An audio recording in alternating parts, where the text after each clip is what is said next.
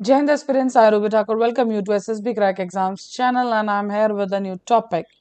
So आप सब जानते हैं कि पेरिस ओलंपिक स्टार्ट हो चुके हैं, लेकिन उसी के बीच में कुछ आर्टिकल जो बहुत ज्यादा फ्लोट कर रहे हैं कि इस बार का जो ओलंपिक्स है वो आज तक का सबसे ज्यादा रिस्क वाला ओलंपिक्स है।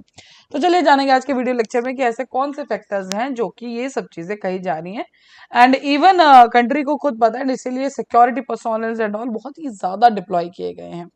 तो यस, पेरिस ओलंपिक गेम्स जो कि स्टार्ट हो चुकी हैं, they will be one of the most high risk in the country and उसका रीजन है बिकॉज द फ्रांस और उनका जो internal conflicts plus geopolitical tensions जो है उनकी वजह से सिक्योरिटी का खराब होना बहुत ही ज्यादा मतलब एक नॉर्मली रिस्क पे लग रहा है। सो गवर्नमेंट नो डाउट काफी ज्यादा स्टेप्स इसके अंदर लिए हैं, जैसे कि अराउंड 30,000 पुलिस पर्सोनल्स हैं प्लस सिक्योरिटी बेसिस को बहुत ही ज्यादा टाइट रखा गया है। जब पीक टाइम्स होंगे उस टाइम पे 45,000 तक सिक्योरिटी को डिप्लॉय किया जाएगा। So these are the number plus साथ में पुलिस फोर्सेस, इंटेलिजेंस एजेंसीज हर एक है जो सब कंबाइंड उस पर काम कर रहे हैं because yes the biggest threat is क्या जो स्टेट स्पॉन्सर्ड एक्टर्स हैं वो बेसिकली इस पूरे इवेंट को जो ओलंपिक्स का इवेंट है उसको एक्सप्लॉइट करने की कोशिश कर सकते हैं ताकि उनका खुद का जो एजेंडा है वो फुलफिल रहे because yes we are talking about the Olympics done. तो फैक्टर्स के ऊपर बात करते हैं तो सबसे पहला फैक्टर आता है इंटरनल स्ट्राइफ इन फ्रांस। और when we are talking about किसी भी कंट्री के अंदर इंटरनल स्ट्राइफ की जब बात आती है that is the political instability and इस पर्टिकुलर टाइम पे yes France is facing the political instability and जो लोग हैं वो काफी अलग अलग गुटों में डिवाइडेड हैं। तो ये कह सकते हैं कि काफी अनस्टेबल सा क्लाइमेट है and games and all groups के अंदर।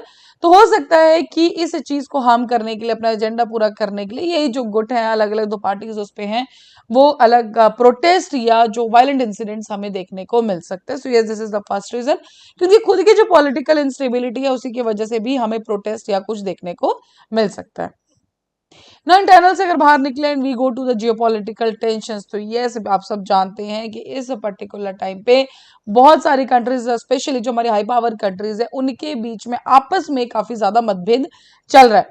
सो इसी से ये हो सकता है कि ऑफ कोर्स जब ये बिग पावर्स है वर्ल्ड के अंदर इनके लिए अगर कोई काम कर रहा है तो ये वो इंटेंशनली क्या है कि ओलंपिक्स को टारगेट कर सकते हैं एंड जो कि पूरा का पूरा सिक्योरिटी थ्रेट हो सकता है इस पूरे इवेंट को। तो ये जियोपॉलिटिकल टेंशंस बिकॉज दो कंट्रीज के बीच में टेंशन और एक ने अपना एजेंडा पूरा करने के लिए जो सबसे बड़ा मेन इवेंट चल रहा है ओलंपिक्स इस टाइम पे फ्रांस के अंदर, सो यस उसको टारगेट किया जा सकता है। Now next is the threat of the Islamist terrorism done। तो yes Islamist terrorism जो है this you can say this is the biggest and वो हो सकता है कि quite obvious सा ये रहता है कि ये कभी भी अटैक कर सकते हैं। Done. So attack on sport events पहले भी इन लोगों ने किया हुआ है। इसराइल और हमास का कंफ्लिक्ट आप सब जानते हैं। डन। सो इसी रीजन की वजह से काफी ज्यादा सीरियस है ये वाला फैक्टर इस्लामिस्ट टेररिज्म का। So terrorist groups could use the games to put themselves in the context of a larger war against the West because Olympics की बात हो रही है and this is something sporting event में एक बहुत ही ज्यादा मेगा इवेंट इसको माना जाता है। तो अगर ओलंपिक्स के दौरान अगर कोई अटैक ये करते हैं तो ये वेस्ट के ऊपर उनकी इंटीग्रिटी इनकी सिक्योरिटी के ऊपर बहुत बड़ा क्वेश्चन भी हो सकता है।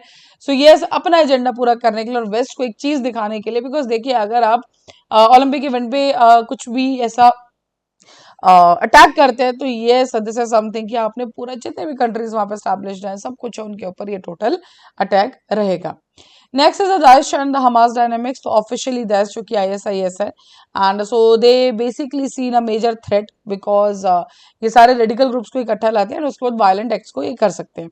सो हमास और दाइश का अभी इस पर्टिकुलर टाइम पे जो सिचुएशन है जैसे वो चल रहा है सो ये कंबाइंड अटैक के ऊपर भी ये सोच सकते हैं and the reason is once again that कि बहुत बड़ा मेगा इवेंट है उसको टारगेट करेंगे तो ऑफकोर्स जो इनके खुद के एजेंडाज है या जो एक मैसेज ये समाज को देना चाहते हैं कि यस हम of course we can do anything, so yes that can be a negative and only. Deadly threats की बात करें तो होस्टेज टेकिंग मतलब ऑफकोर्स बंदे बनाना, सुसाइड बॉम्बिंग्स, एक्सप्लोजिव्स को लगाना, this is a very common और ये अभी इस पर्टिकुलर टाइम पे पोटेंशियल थ्रेट सबसे बड़ा ये भी हो सकता है। हालांकि सुसाइड बॉम्बिंग्स जो है वो उतना कॉमन नहीं है यूरोप के अंदर but yes complexity towards the monitoring and gathering intelligence requires international cooperation to थॉट सच अटैक्स।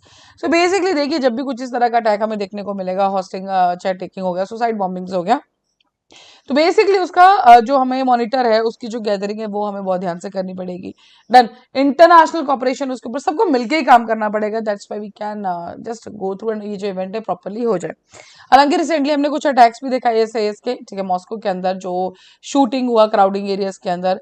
और फ्रांस की अगर बात करें तो नाइव व्हीकल अटैक्स यहाँ पे बहुत ज्यादा कॉमन चीज है। तो ये these are all the factors है जिससे इस पर्टिकुलर टाइम पे इस ओलंपिक्स को रिस्कियस बोला जा रहा है। बिकॉज फ्रांस में आप ले लीजिए, चाहे आप अभी थोड़ा टाइम पहले आपको पता है कि चर्चेस पे, सर्विसेज पे जो है हमारे अटैक्स देखने को मिले। सो इट्स क्वाइट ऑब्वियस कि हो सकता है वो एथलेटिक वेन्यूज पे भी अटैक कर दे। So yes that's why no doubt security is too much high end of us, but yes then also we can never say. तो इसीलिए जो आर्टिकल्स पब्लिश हो रहे हैं कि रिस्कीएस्ट है, so this is the reason. बात करिए तो सब हमने बात किया कि ऐसे फ्रांस के जैसे रिलेशंस है, पेरिस के तक जो भी चल रहा है, बट व्हाट बियॉन्ड पेरिस। सो आप सब जानते हैं इस पर्टिकुलर टाइम में सबसे बड़ा पिलर सोशल मीडिया। जरा सा कुछ होगा ऑल ओवर द वर्ल्ड फैल जाएगा। तो एक ही एम्पलीफाई करता है एक नैरेटिव्स को, ठीक है, एक प्लेटफॉर्म देता है रेडिकलाइजेशन को। और ये जो डिजिटल वर्ल्ड है ना जो पूरा कनेक्टेड है, ये भी यहाँ से भी हमें अटैक्स देखने मिल सकते हैं पेरिस के अंदर। सो इस पब्लिक व्यूइंग इवेंट को, तो the point is yes, of course हमने देख लिया कि सिक्योरिटी, बट सोशल मीडिया में कुछ ऐसा होगा तो क्या कर सकते हो आप। देन तो ग्लोबल रीच ऑफ जो ओलंपिक्स है that is means any security breach या कोई भी लोकेशन में हो, ठीक है, तो इसके जो कॉन्सिक्वेंसेज है बहुत इंपॉर्टेंट है। बिकॉज इस पर्टिकुलर टाइम में वी डू हैव द बहुत सारी कंट्रीज के वहां पे एथलीट्स हैं, एंड उसके बीच में अगर कोई भी ऐसा लॉस होता है, so yes, so what the thing, आप उसका जरा एक फ्यूचर पर्सपेक्टिव पे आप सोच सकते हैं। स्पिरिचुअल जो स्पिरिट है ओलंपिक्स की, दैट लाइज इन व्हाट, एक शांति से, अच्छे कंपटीशन स्पिरिट से, reminiscent of the ancient Greek origin से इसका ताल्लुक है, आप सब जानते हैं।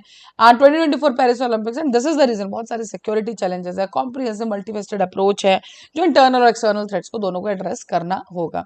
सो इस वंस अगेन जो इंटरनेशनल कॉपरेशन इंटेलिजेंस गैदरिंग, तो इन सबको मिलके एक we have to find some solution ताकि जो हमारे एथलीट्स है, स्पेक्टेटर्स है, पब्लिक है, वो सब सेफ रहें। So that was the basically the case, and इसी रीजन की वजह से जो जियोपॉलिटिकल टेंशंस है, पॉलिटिकल इंस्टेबिलिटी है कंट्री के खुद के अंदर, उसकी वजह से कहा जा रहा है कि this will be the riskiest आज तक।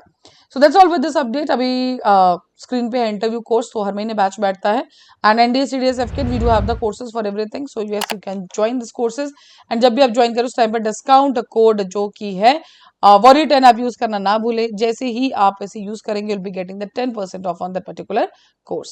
So that's all for the day. Thank you so much for watching this video lecture. जय हिंद, जय भारत। अगर आप एक डिफेंस एस्पिरेंट हैं और एसएसबी इंटरव्यू, एनडीए, सीडीएस, एफकेट जैसे एग्जाम्स के लिए प्रिपेयर कर रहे हैं, तो आप एसएसबी क्रैक एग्जाम्स के कोर्स को चेक करना ना भूलें। आप हमारी लर्निंग एप्लीकेशन को गूगल प्ले स्टोर से भी डाउनलोड कर सकते हैं।